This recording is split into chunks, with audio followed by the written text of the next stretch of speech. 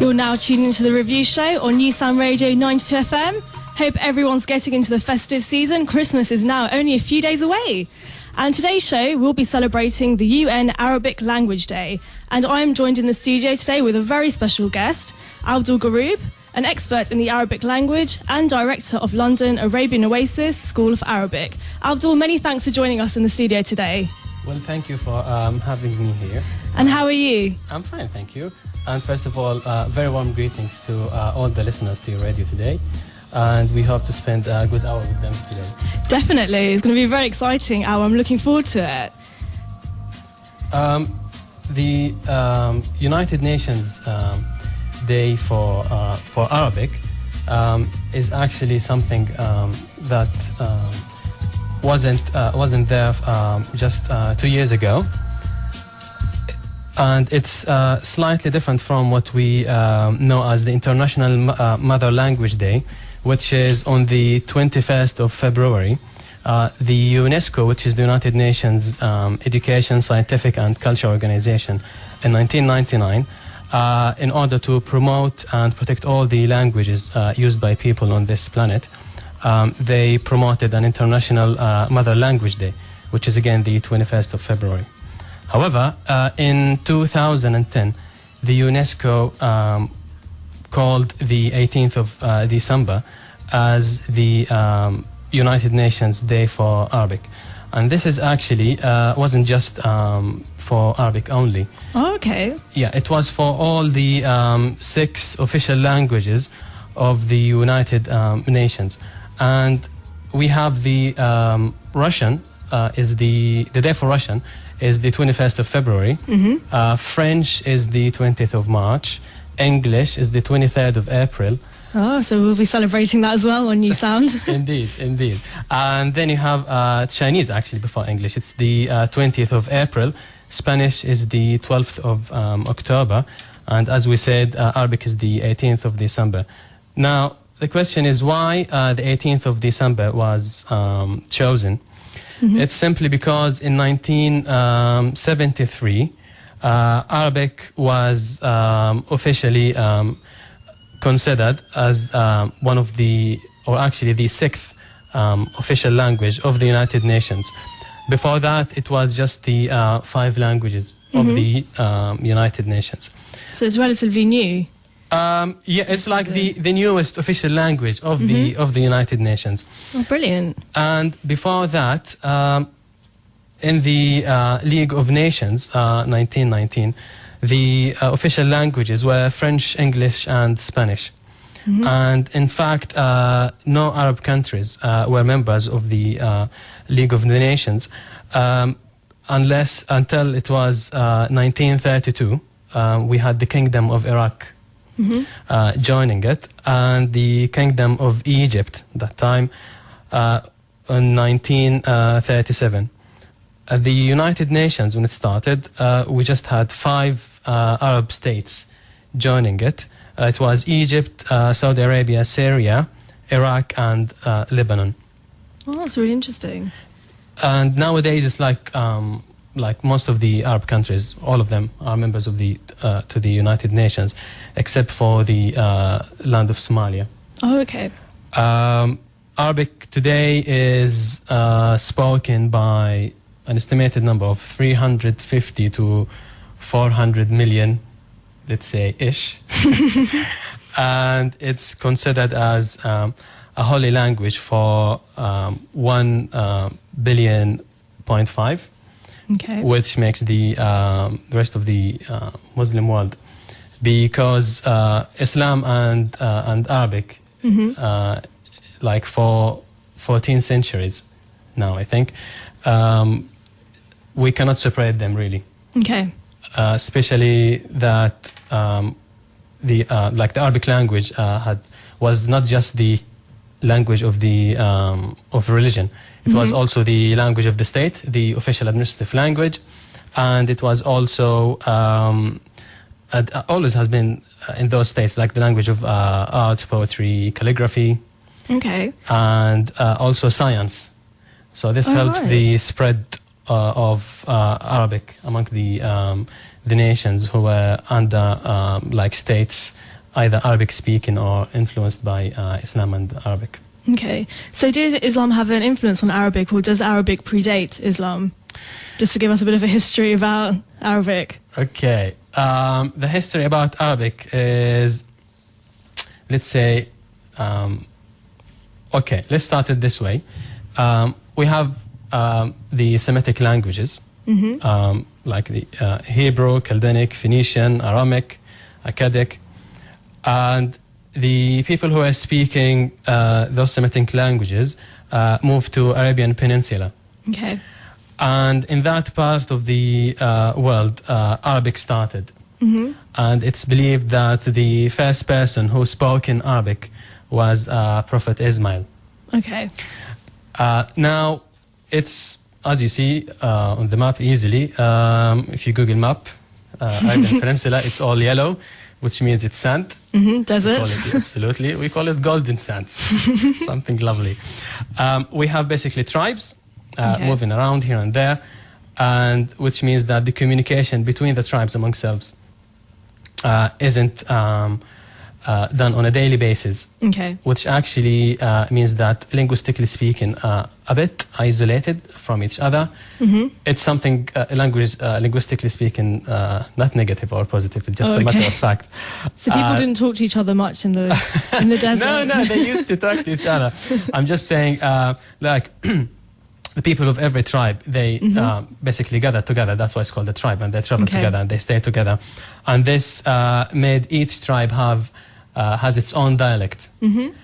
And they had something interesting at those days, which is all those tribes, they used to go to Mecca, which was like even at that time an important city to Arabs. Okay.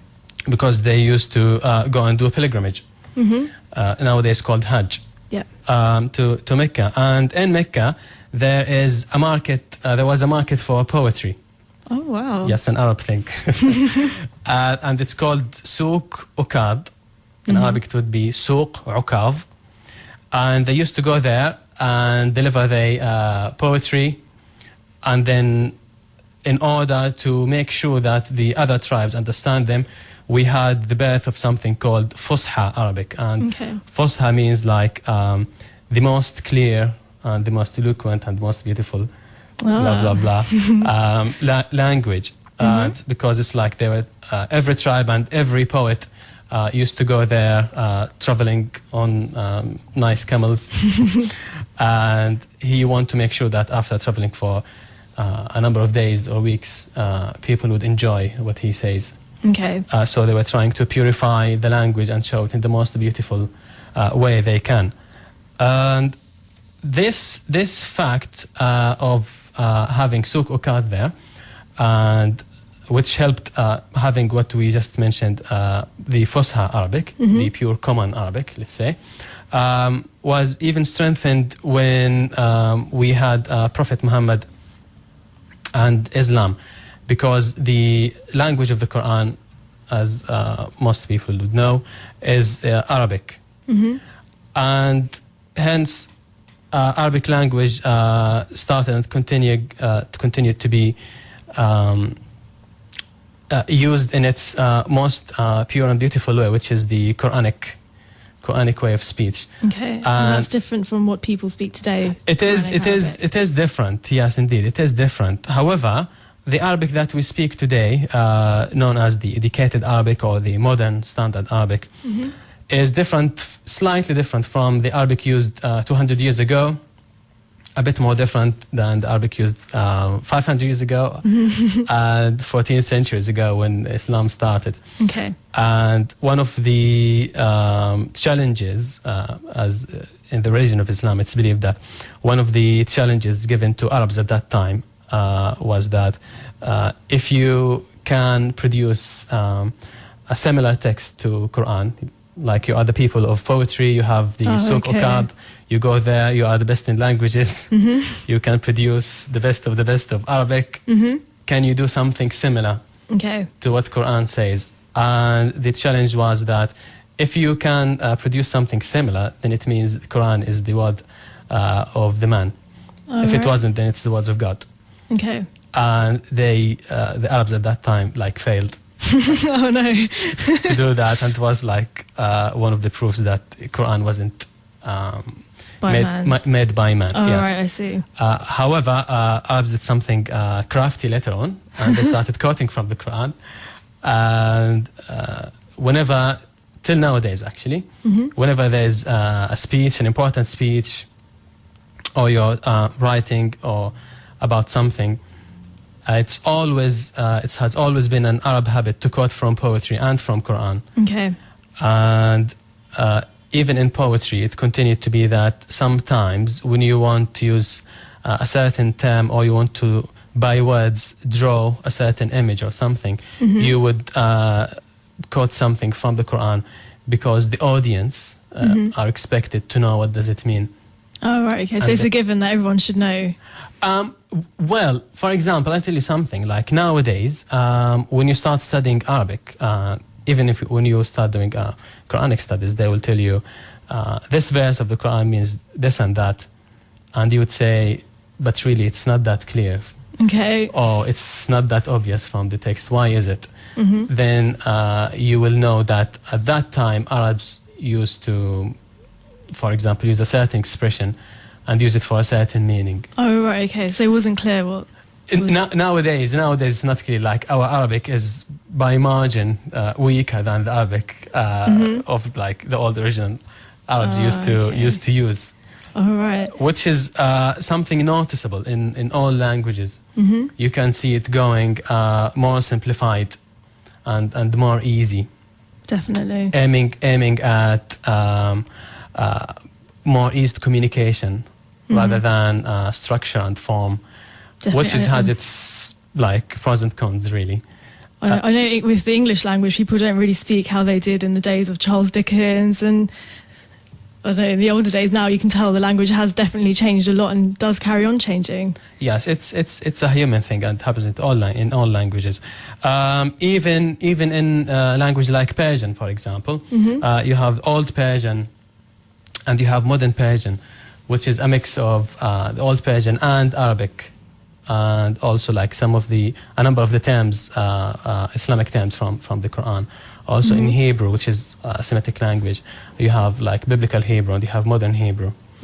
So it's like development of the man of this planet, trying to make things simple when it comes to language. However, Arabs always, till nowadays, like to believe that we should be so close to Arabic, the old Arabic. Let's call it the classical Arabic. Okay. And this is because it's the, as a matter of fact, actually being an Arab, it's the most beautiful, and it's just lovely to hear it. Yeah, no, definitely. I can say that for myself. It's pleasant to hear. Yeah. So actually, the most classical you go in Arabic, the more classical you go in Arabic, the more you would enjoy the language. This doesn't mean that Arabs in their speech aren't that crafty when they do speak on their daily life, Okay. including when they speak in their daily colloquial language, Which is a lot different from... which is different, but you can always trace the origin Okay. of whatever said in the daily colloquial Arabic. You can always trace it to something from the old days. Okay. Or even from like modern standard Arabic or classical Arabic. So there's always a call wherever anyone comes from when they're speaking Arabic. And sometimes it's also a matter of style, even regional style. In Arabic we have like a number of like many synonyms for each word. Okay. Like I believe love has something like more than 20 words. Oh wow, that's a 20 lot. Exactly. And lion has, I think, more than 10 alternatives. As in the animal lion? Yes, Oh wow, yes. that's a lot. And the swords.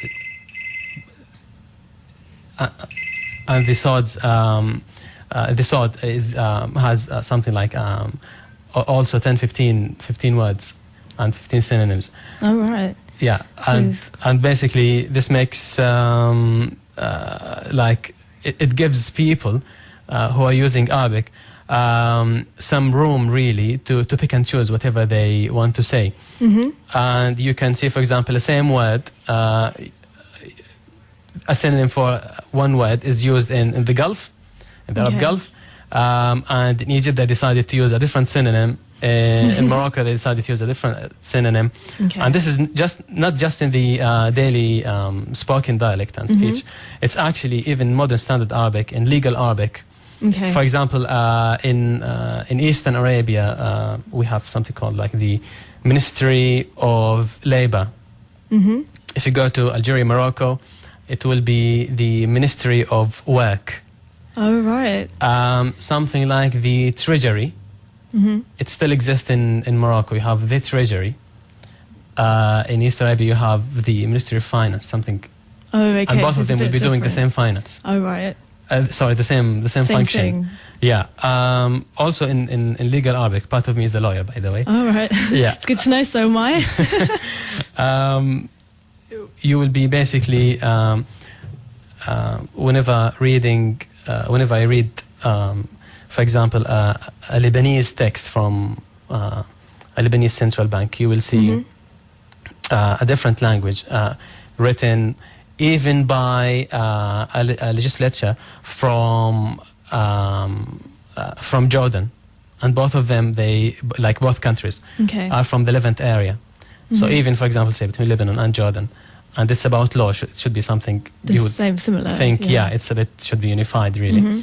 But then you have different variety. Okay, and why is there so many different dialects? Is it because what you were saying, people came from different areas and different tribes, and language evolved from that? Okay, let's start from the, as we said, the variety in modern standard Arabic nowadays and legal Arabic media. It's just a matter of choice. Okay, and a matter of style as well. Oh, right. Now, in the spoken dialect, the variation is wider between the four main geographical areas that we can call in the region that speaks Arabic. So we have the Arabic Gulf, or Gulf Arabic. You can also consider Iraq as part of the Iraqi and Gulf Arabic region. Then you have Levantine Arabic. This is the people of the Levant, which is Palestine, Jordan, Syria, Lebanon. You also have Egyptian Arabic. In the wider definition of Egyptian Arabic, it includes Sudan and surprise. Why is that? The Egyptian Arabic is quite similar to Arabic used in Sudan. We would say the Arabic used in Sudan is quite similar to Arabic used in Egypt. Yes. Remember, it was one country. Oh, right, okay. And culturally speaking, they are closer to each other. And both of them, they have a pharaohic history. And this is actually why we have variation. Remember, we just said Arabic started in the Arabian Peninsula. And when Arabic moved again to the Levant, the people there, when they started using Arabic, it was mixed with whatever they already used to have. Oh, right, I see. And then when Arabs moved to Egypt and Sudan, they were using Arabic in addition to what was there before. Exactly, and which is exactly the same with what we call Moroccan Arabic, starting from Libya. Some people consider that it starts actually from Algeria, not from Libya. Some people consider Libyan Arabic as part of Egyptian Arabic. A third opinion says Libyan Arabic is a mix between Egyptian Arabic and North African or Moroccan Arabic. And you have the Amazighi language that's still used till nowadays. And it's part of the Moroccan constitution. It's mentioned there. That's one of the official languages of the state, still used till nowadays. And obviously, whenever you have two live languages exist next to each other, there would be an interchange and interfeed between them. Now, this made Arabic for Arabs a bit interesting. we don't look at this as a phenomenon that makes Arabic a bit confusing. At all, of course. It's just a bit more interesting. For example, somebody like me, I moved to Jordan to live for a while. And in there, I started noticing some differences in the languages. Okay, where did you move from, if you don't mind, just for so our listeners well, know that's a very your interesting journey question. through the Arab world? Well, I come from Jeddah. It's on the coast of the Red Sea. Okay. And I stayed there for... That's embarrassing. I don't even remember for how many years I stayed in Jeddah. However, Jeddah actually is something interesting, an interesting place because it's in the Hijaz area. Okay. Hijaz area is basically Jeddah and the famous city, holy city of Mecca and Medina. And there is a mountain series called Sarawat. And this mountain series actually isolated Hijaz from the rest of the Arabian Peninsula. Okay. And this made us have a different spoken dialect than the rest of the Arabian Peninsula. Okay. So actually, if you want to be very particular in the definition of Egyptian Arabic, you would consider the Hijaz area as people who speak Egyptian Arabic. Oh, okay. So even though you're in Saudi Arabia, even though Hijaz area is in the Arabian Peninsula, we have like a number of funny stories when the state of Saudi Arabia started. Okay. And we had roads between Riyadh in the center of the desert of the Arabian Peninsula and the people from the Hijaz. Actually, they were not understanding each other very, very well. For example, one of the expressions that you can use, or actually it's used in Gulf Arabic, is what's your color today? And this means how are you today? Really? Yes, indeed. And there was somebody from Riyadh, I remember, she was visiting my late auntie's school, and she asked her, what's your color today? She told her, well, if you look at me, I'm really a bit browny, like olive color. And yes. So things like that happen. And I always say, if you bring some people from Yemen and some people from Egypt and let them live together for a little while, you will end up having another Jeddah. Oh, okay. Yeah, so this is basically the language we're talking in Jeddah. I then moved to Riyadh. Okay. And in Riyadh, I started seeing the language used with slightly different concepts, really. And it was the first time I realized that, without being a linguist, I just realized that there is a bit of culture as well. Okay. In the language. The culture of the Arab Gulf is a bit more, how can I say it, a bit more straightforward. Okay. And things are expressed, I wouldn't say more clearly, but more bluntly. Oh, right, okay. Yes, where so don't sugarcoat their words. But it was very, very interesting, and it helped me basically like acquire another dialect. And that was the station before I moved to Jordan. And in Jordan I was introduced to, as I mentioned, to a different spoken dialect with a completely different culture. And it was really interesting to know that even my name, like when it's said differently. Really? How's it said differently, and how is it supposed to be said? For example, in Jeddah and in Riyadh, like my full name in Arabic is Abdul Rauf. If you want to say it in Arabic, it will be Abdul Rauf. And the nickname for that would be something like Abdu. Oh, right, okay. But that's like your mom calling you something like that, really. In Jordan, I used to say like, my name is Abdul Rauf, and I used to be called like Abid. Really? Yeah, it's something very like different. Absolutely. And I was telling them, can't you just call me Abdul Rauf? I mean, that's my name. Well, I have to say, actually, my name in Arabic is very different from how it's said in English or Hindi. There's no P in the Arabic alphabet, so my name's actually Prerna. Prerna, indeed, not Prerna. And after a while in Jordan, I understood that the equivalent of Abdul, for example, in Somali is Abdi. Okay. In Egypt, it's Abdu with a U at the end. and in the Levant area it's Abid. Okay. So whenever they started asking me, what's your name, I used to say Abid. All right. And then some of them really teased me. I found it a bit teasing when they told me, okay, Abid what? Can you give us the full name, please? And I was like, okay, I'm not staying in this place. I mean, I don't know whether to call myself Abdul Garoub or Abid. Right. And they always been surrounded, always had friends from Egypt. Okay.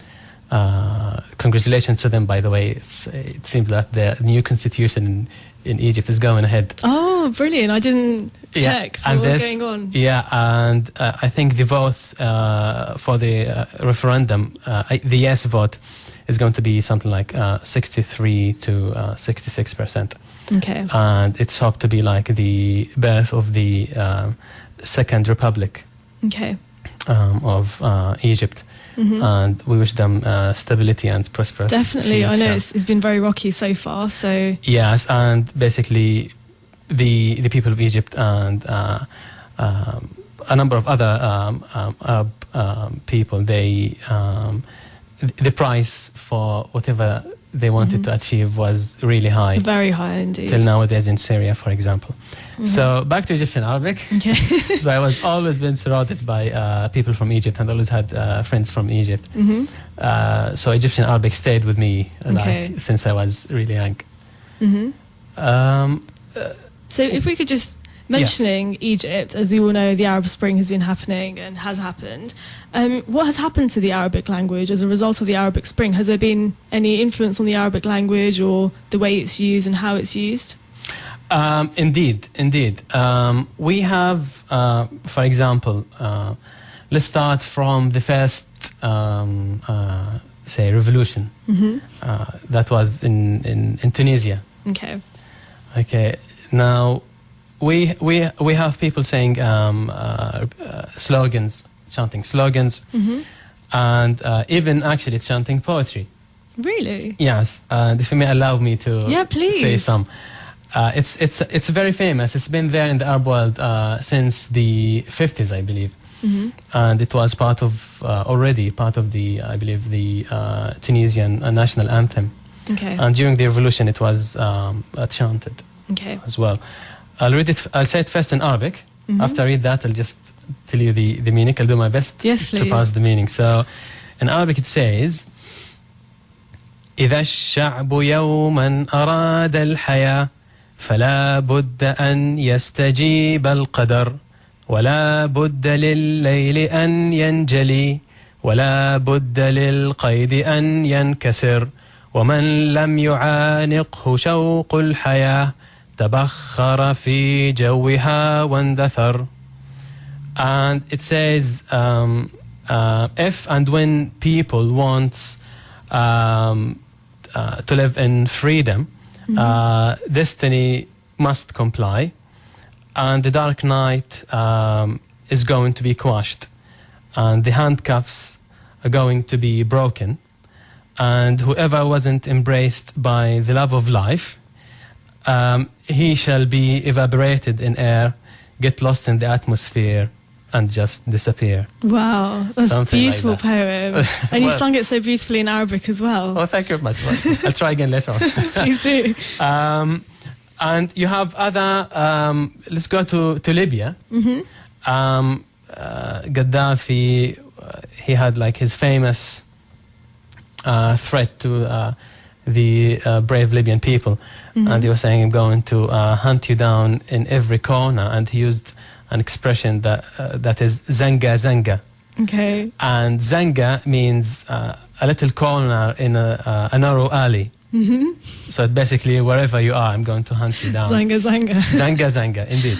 I'll remember that when I'm going, in case I need to use it. Yeah, it's actually used for little alleys. We know say zanga. Oh, okay. You can't just go up to someone and say zanga zanga. I'm going to get you. Yeah, and sometimes if the place is a bit overcrowded, and say this place is really zanga. Okay. There isn't much space in here. And so it was, people took this and started making like an endless number of jokes all around the Arab world. It was even used actually in invitation cards for wedding. Really? Yes, they were saying wherever you are, wherever Zenga you're in, you're invited. Come and join us, something like that. Oh, okay.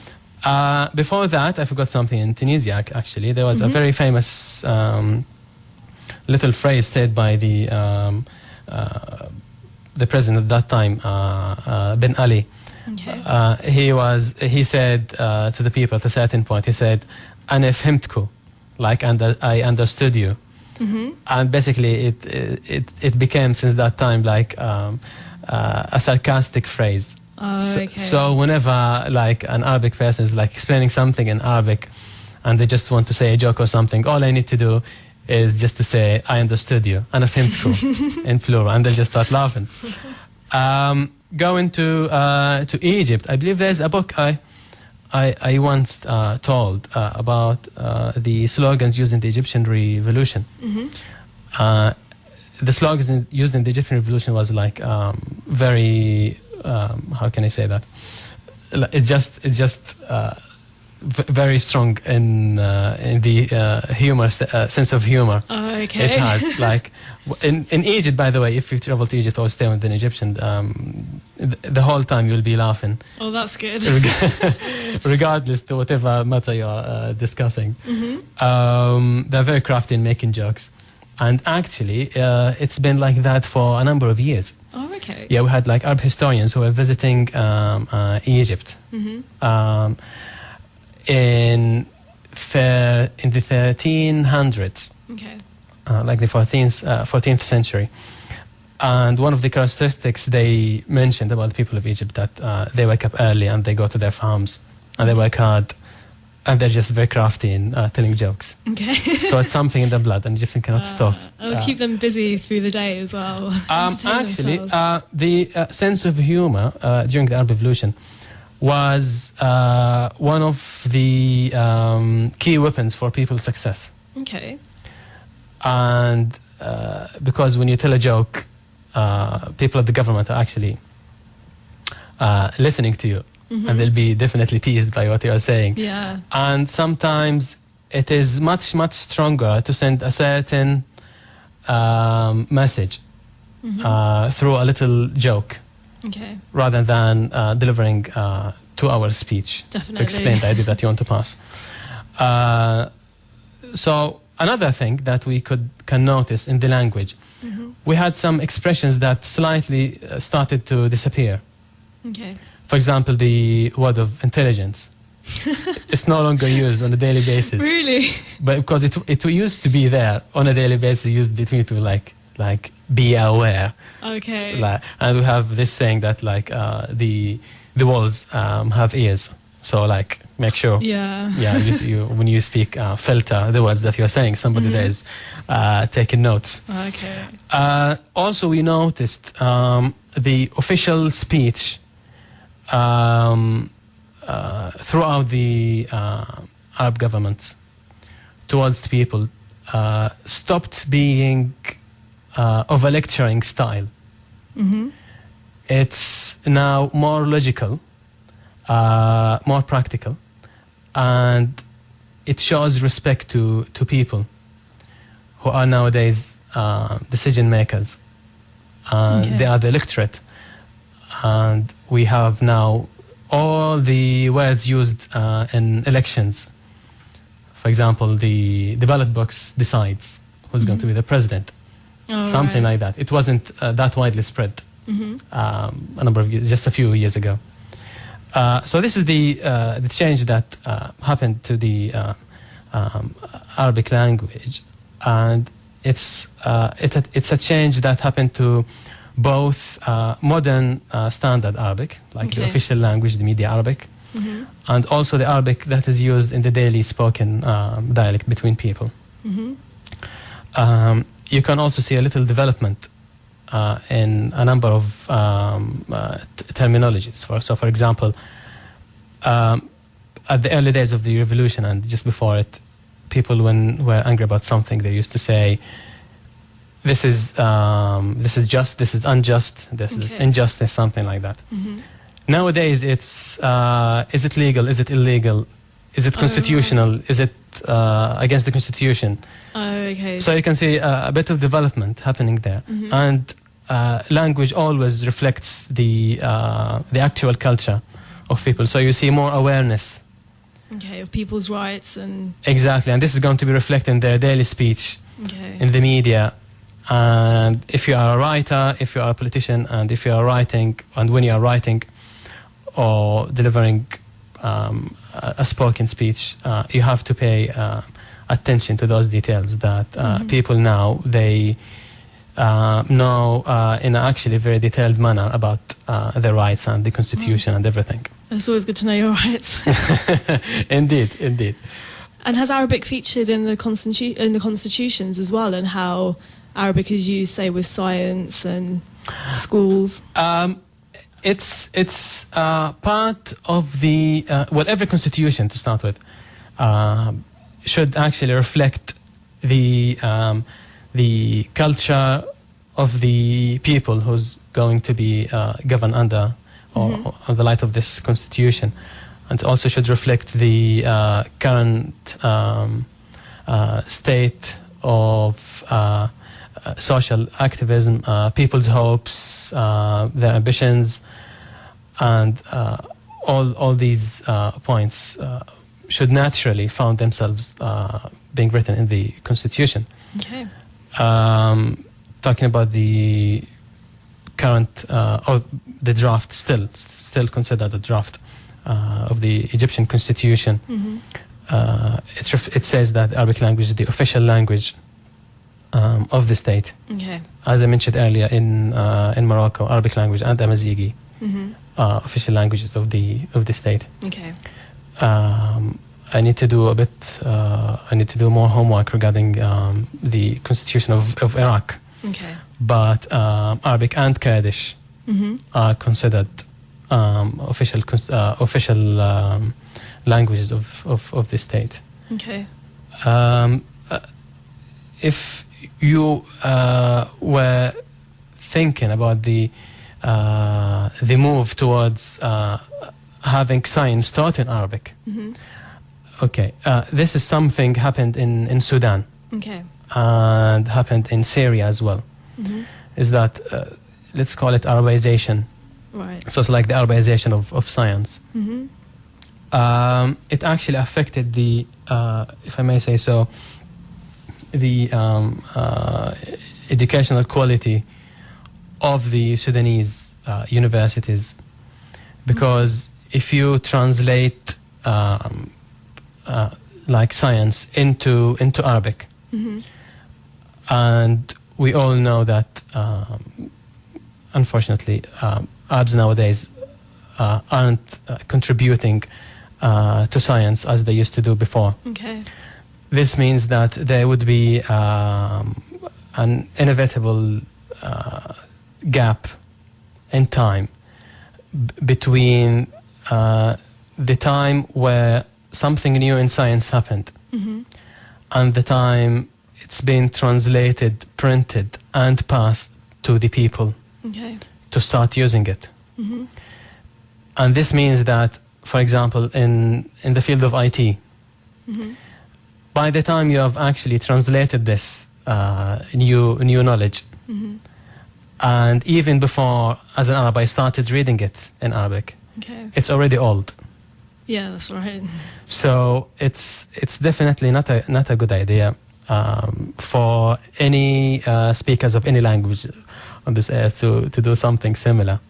If you like science, if you want to promote knowledge among your people in the society, you just should promote knowledge in general regarding the language it's used in, and this will ease the flow and have science better communicated to people. And it's also a waste of efforts to have like an army of translators and actually train them, scientifically speaking, train them to be able to translate all the different fields of knowledge, instead of training them to actually contribute themselves. Definitely. So I hope this isn't something that's going to happen. Oh, right. So at the moment it's only in Sudan and... At the moment it's only in Sudan and in Syria. Okay. So the experience wasn't that catastrophic. All right. Well, that's good. But at the same time, for example, at the time where I was in Jordan, I saw a number of people from Syria coming there to study IT. Okay. Simply because it's taught in English in Jordan. And Arabs nowadays, they actually speak other languages. And they know the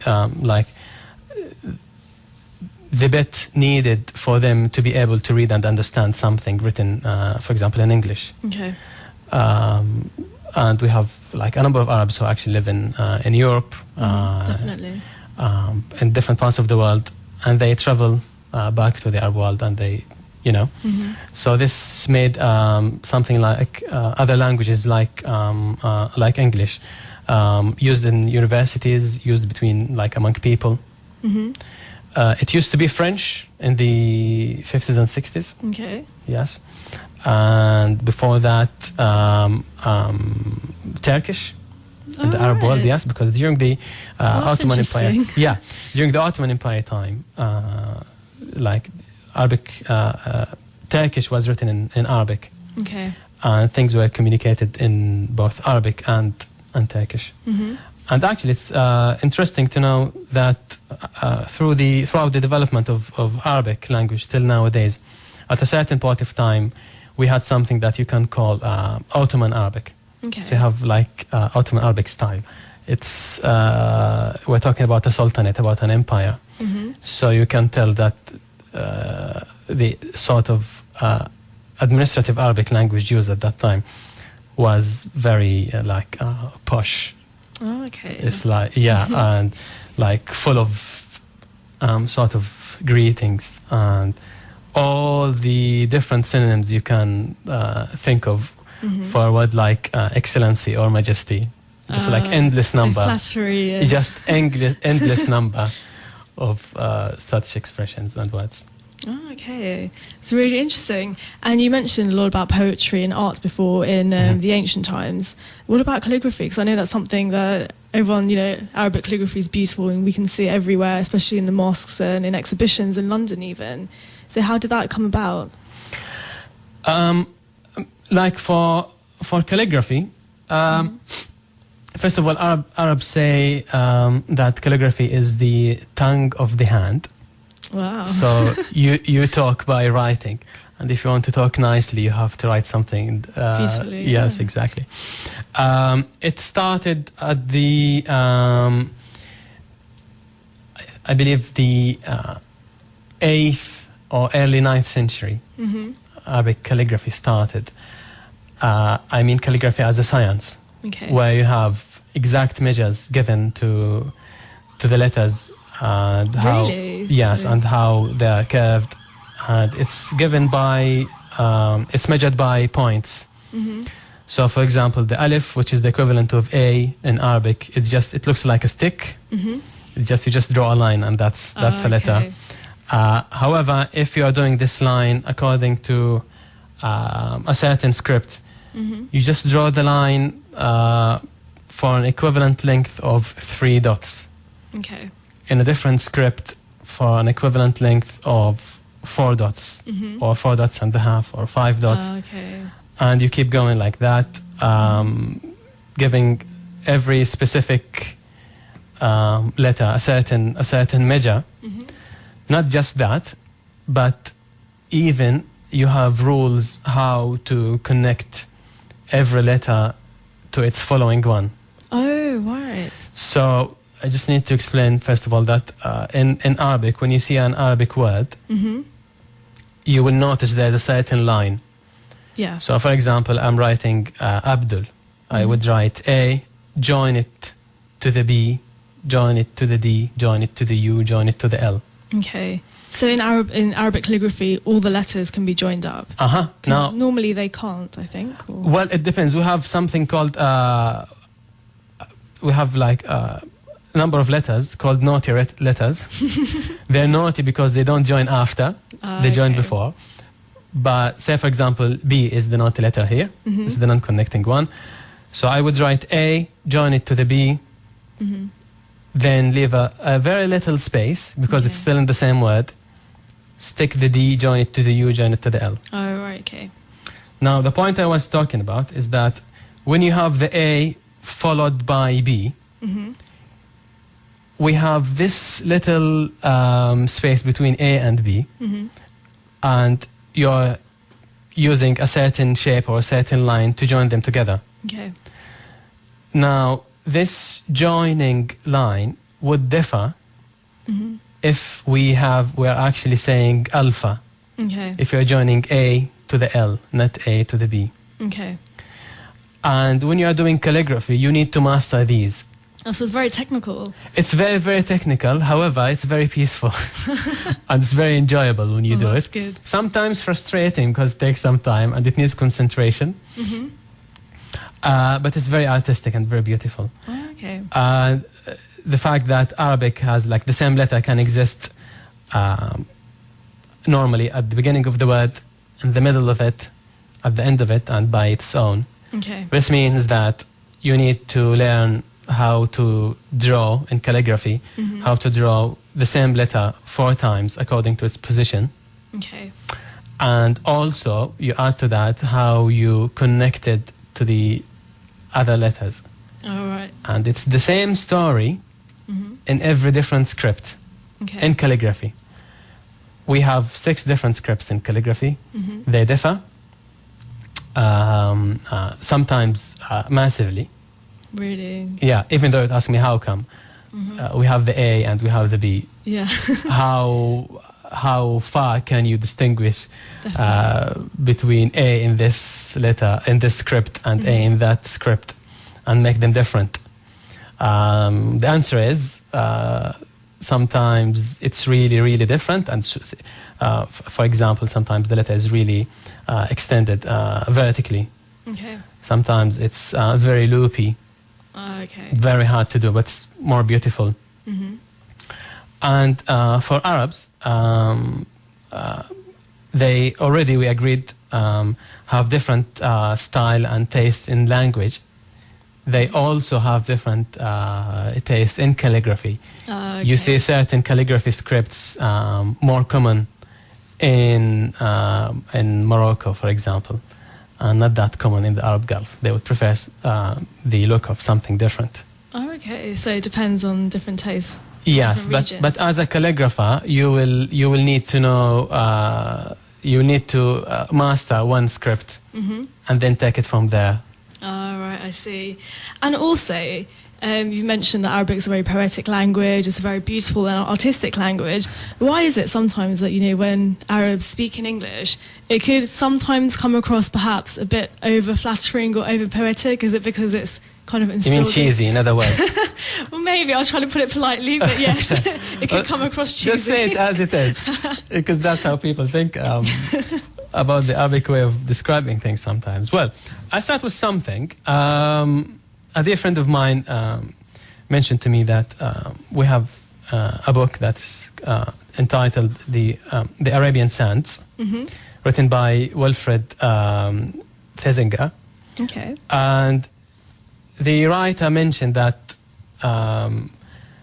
when an Arab becomes a bit happy or overexcited about something, Okay. they start speaking poetry.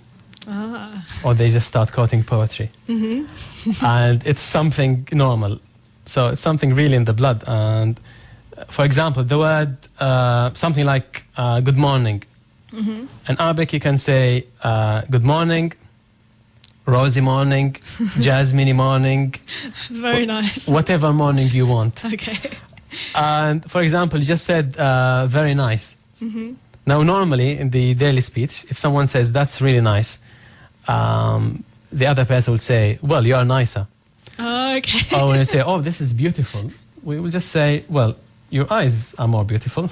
Oh, okay. So it's a normal thing then. It's a very, very normal thing, yeah. And if we like somebody, I'll tell them, By the way, you have entered my heart, and I love you.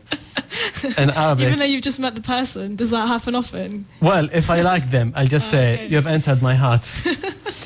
And in Arabic, for example, like and love, like the word used for that is uhib. So it's the same. It's the same word.